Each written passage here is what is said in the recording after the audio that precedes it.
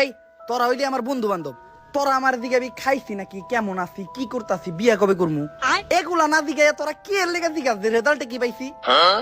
অসভ্য গুলা, অভদ্র গুলা, ইতর গুলা, এই ধরনের অভদ্রতা আমি তোরা কি এর লেগে করস? বেয়াদব গুলা, কেউ রেজাল্ট দিকানোর লেগে ফোন বা মেসেজ দিবি না, তোরা একাংশ ফাড়ে গেলাম অভদ্র। লকডাউনের ভিতর বাসায় বন্দি আছিলাম, কেউ যে জিগায় নাই যে ঘরে চাউল আছে নাকি। 30 দিনের মতো না খেয়েছিলাম, কেউ এই হাজি গাই নাই যে খাইছি নাকি।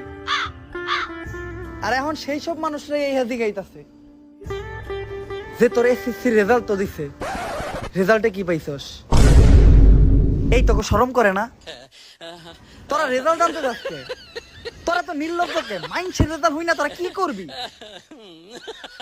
খবর আছে যদি কেউ রেজাল্টের কথা জিজ্ঞাস হরেন দিকা। আমার রেজাল্ট দিছে এসএসসি পরীক্ষার, টাইনা টুইনা পাস করছি। এখন টেয়া দাও, স্কুলের স্যার ম্যাডাম করে মিষ্টি খাওয়াইতে হইব। টাইনা টুইনা পাস করছে আবার মিষ্টি, যাক পাস যেহেতু করছিস মিষ্টি তো খাওয়ানোই লাগবো। কত টিয়া লাগবো মিষ্টি কিনতে? হন, মিষ্টি কিনতে তো 500 টাকা লাগবো। তো একটা কাম কর, বাড়া এটারে 800 টাকা আছে, 300 টাকা পরে খরচ করিস, 800 টাকা আছে, 800 1500 টাকা লাগবো আম্মা। আসসালামু আলাইকুম। আপনি গুরু, আমি শিষ্য, বুদ্ধি আমার কম। আমি এ প্লাস পাইয়া অতটা খুশি না যতটা খুশি আমার বন্ধু ফেল করার পর হইছে।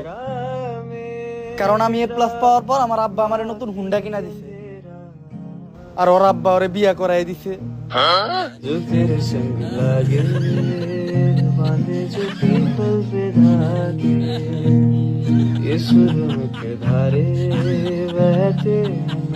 আগে